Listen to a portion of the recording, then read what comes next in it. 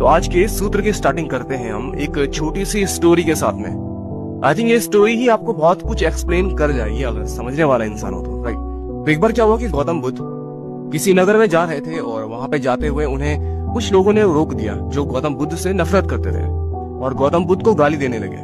तो जब गौतम बुद्ध को वो सारे लोग गाली देने लगे और गौतम बुद्ध काफी देर तक उनकी गालियां सुनते रहे, तो गौतम बुद्ध ने बोला कि अगर आपकी बात पूरी हो गई हो तो मैं जाऊं यहाँ से, क्योंकि मुझे दूसरे गांव में भी पहुंचना है, वहां पे लोग मेरी प्रतीक्षा कर रहे हैं। तो गाली देने वाले लोग बिल्कुल शॉक्ड थे उस टाइम पे। उन्होंने कहा कि हम आपको इतनी बुरी बुरी गालियां दे रहे हैं और आपको जाने की पड़ी है, आपको गुस्सा नहीं आता है। तो ध्यान से सुनना, गौतम बुद्ध ने क्या कहा। बुद्ध ने कहा कि ये तुम्हारी तरफ से गालियां हैं, लेकिन मेरी तरफ से ये सिर्फ एक बात है। तुमने कहा और मैंने सुनी, क्योंकि मुझे इन बातों में कोई रस नहीं है, इन बातों में मुझे कोई इंटरेस्ट नहीं है।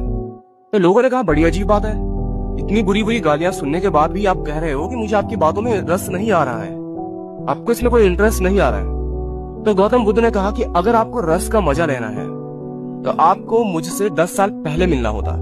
इस टाइम तक मेरी तलवार खिंच चुकी होती और ये जो तुम्हारी गर्दन है ये जमीन पे गिरी होती, पूरा खून जमीन पे बिखरा हुआ होता, लेकिन तुमने पहुंचने में बहुत देर कर दी।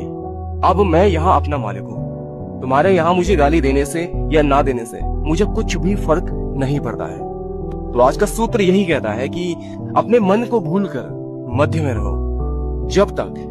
तो सूत्र के लास्ट में ये जब तक जो लिखा हुआ है इसका बहुत बड़ा रीजन है जो हम आगे चलकर वीडियो में समझेंगे, right. So this is the formula like any scientific formula. It is short but these few words can change your life. मन को भूलकर मध्य में रहो। तो गौतम बुद्ध ने अपनी ध्यान की विधि इसी सूत्र के आधार पे विकसित की थी, डेवलप की थी। इनका जो मार्ग है वो है मध्यम निकाय, या उसको हम ये कह सकते हैं कि ये एक मध्य का मार्ग है, बीच का रास्ता है।